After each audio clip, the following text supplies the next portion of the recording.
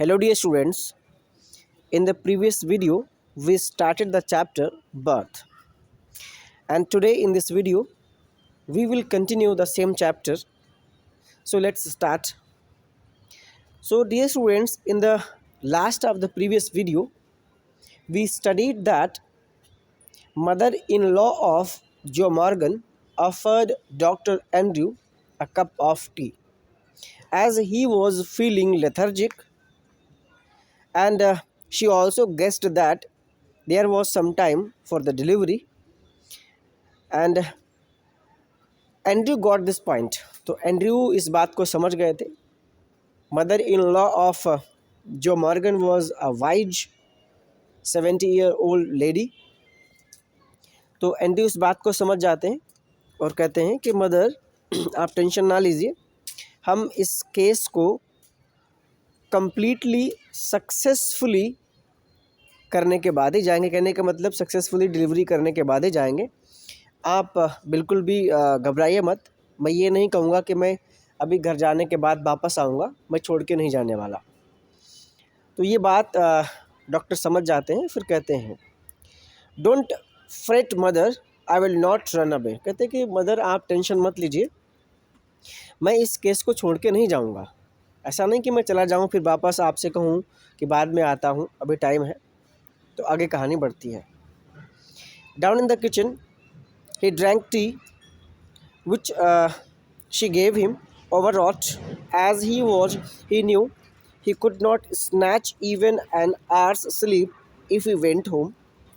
He knew too that the case there would demand all his attention. A queer lethargy of spirit came upon him. He decided to remain until everything was over. And on the other hand, Dr. Andrew also knew that if he went home, then he will not get even an hour to sleep, and then he would have to come. And on the other hand, the case needed his whole attention, full attention, and he was also feeling lethargic. तो अब क्या है, Andrew को पता है कि in case अगर वो घर जाता है तो भी वो घर जाकर 1 घंटे भी नहीं सो पाएगा, 1 घंटे का भी रेस्ट नहीं कर पाएगा और उसको वापस आना पड़ेगा. और ये जो केस है, डिलीवरी का केस है जो मॉर्गन की वाइफ का, इस केस में उसकी पूरी अटेंशन उसको चाहिए.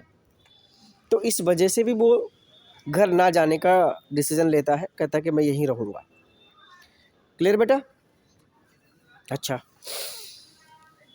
An hour later, he went upstairs again, noted the progress made, came down once more, sat by the kitchen fire. It was still except for the rustle of a cinder in the grate and the slow tick-tock of the wall clock.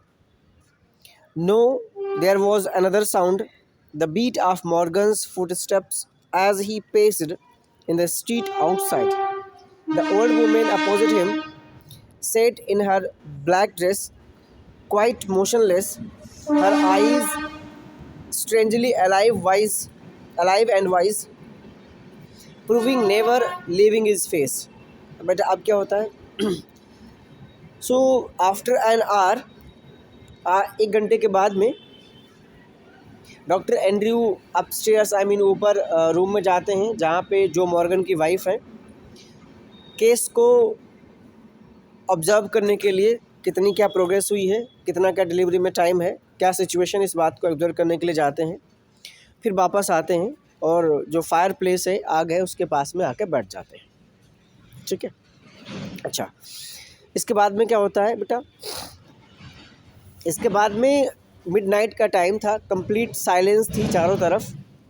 और उस complete silence में देखो यहाँ पे एक word बोला गया है, रसल ऑफ अ सिंडर. बेटा सिंडर मीन्स होता है वुड और ट्विंग विच इज़ हाफ बर्न्ड, आधी जली हुई लकड़ी. तो आधी जली हुई लकड़ी, इसका मतलब आग अच्छी जल रही थी. तो वहाँ पे जो आग जलने की आवाज़ थी, रसल थी. Russell means noise. तो आग जलने की आवाज़ थी, वो आ रही थी. यहाँ पे बेटा ग्रेट का मतलब है कोई भी फायर प्लेस, जैसे नहीं आप लोग अंगीठी यूज़ करते हैं तो उस टाइप का फायर प्लेस, तो उस फायर प्लेस से जो सिंडर बर्न हो रही थी तो उसके बर्न होने की जो साउंड थी वो आ रही थी। एंड जो वॉल क्लॉक थी, दीवार घड़ी लगी हुई थी, उसके हैंड्स के टिक टिक करने की साउंड आ रही थी। तो इन टू साउंड्स के अलावा there was one more sound, तो वो साउंड थी जो मॉर्गन आउट स्ट्रीट में शॉर्ट स्टेप से वे वॉक कर रहे थे तो उनके फुट स्टेप्स की भी साउंड आ रही थी। तो कुल ये 3 टाइप्स की साउंड्स थी। एक तो सिंडर बर्न की थी, दूसरा क्लॉक के हैंड्स के टिक टिक करने की थी, तीसरा जो मॉर्गन थे वो आउट इन द स्ट्रीट चहलकदमी कर रहे थे, उनके स्टेप्स की, फुट स्टेप्स की साउंड थी। अच्छा, फिर क्या होते हैं बेटा, अब जो एक लेडी है, I mean basically mother in law of Joe Morgan who is in his 70s, वो आती हैं and before him near fireplace in black dress बैठ जाती हैं। वो उनकी ड्रेस ब्लैक है और वो डॉक्टर एंड्रयू के सामने आके फायर प्लेस के पास बैठ जाती हैं। एंड वो क्या करती हैं, वो जब तक बैठती हैं कम्प्लीटली डॉक्टर के फेस को ही स्टेयर करती हैं। कहने का मतलब डॉक्टर के फेस को वो छोड़ती ही नहीं, कंटिन्यूसली स्ट्रेट डॉक्टर के फेस पर ही देखती हैं कि वो उनके एक्सप्रेशन को थोड़ा सा समझ पाएँ क्या पोजीशन बन रही है केस की।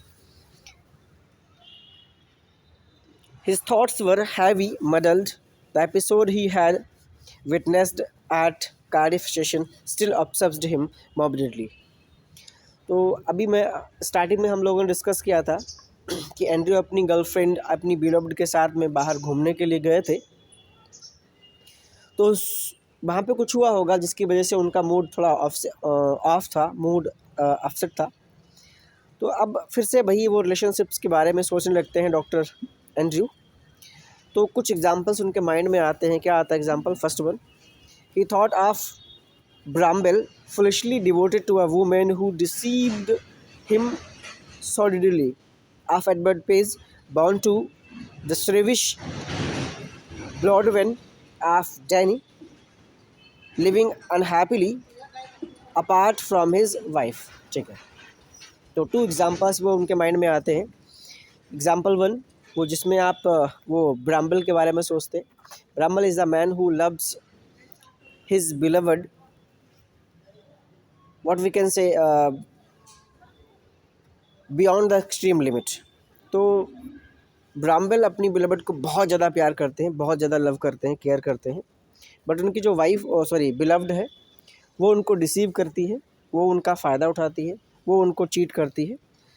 और फिर दूसरा एग्जांपल आता है उनके माइंड में एडवर्ड पेज की रिलेशनशिप का एग्जांपल आता है, जो ब्लॉडेन ऑफ डेनी से थोड़ा बहुत ज़्यादा लव करते हैं। हालांकि वो अपनी मैरिज में खुश नहीं है, अपनी वाइफ से सेपरेट होके वो अलग अनहैप्पीली रह रहे हैं। तो ये जो 2 एग्जांपल सोचते हैं, दोनों एग्जांपल्स में उनको कहीं पे सक्सेस नहीं दिखाई देती है। He thinks that this is complete failure of relationship. तो वो इन एग्जांपल्स को रिलेशनशिप का फेलियर मानते हैं। फिर क्या बोलते हैं, he wished to consider marriage as an idyllic state. तो कहते हैं कि हालांकि वो मैरिज का रिलेशनशिप है, he wants to think this relation in a very positive and happy way, but it is not possible if the face or if Christine is not present before him। तो Andrew कहते हैं कि हालांकि वो marriage को दूसरे prospect में सोचना चाहते हैं कि मैरिज एक बहुत अच्छी चीज़ है, उससे लाइफ में हैप्पीनेस आती है, जॉय आता है, इस इमेजिन के साथ में सोचना चाहते हैं, बट ये क्रिस्टीन के बगैर पॉसिबल नहीं है। जब उनके सामने क्रिस्टीन होती है तब उनके माइंड में ऐसे आइडियाज़ आते हैं। इज़ इट क्लियर बेटा? अच्छा, इसके बाद में क्या होता है, फिर वो आते हैं और उनकी जो आइज़ हैं, उनको जो थॉट्स हैं, उनकी इमेजिन में क्रिस्टीन ही चल रही है। फिर वो आते हैं हैवी हेड के साथ में, फायर प्लेस के साथ पास में, अपनी चिन को अपनी ठोड़ी को अपने चेस्ट पे टिका कर, मीन्स हेड को थोड़ा बेंड डाउन करके फायरप्लेस के साथ में, सॉरी फायरप्लेस के पास अपने लेग्स को स्प्रेड करके आराम से कंफर्टेबली बैठ जाते हैं। अच्छा, ओके बेटा, so today in this class only this much. In next class we will start from the page 67. So today only this much. Thank you for watching this video. Thank you everyone.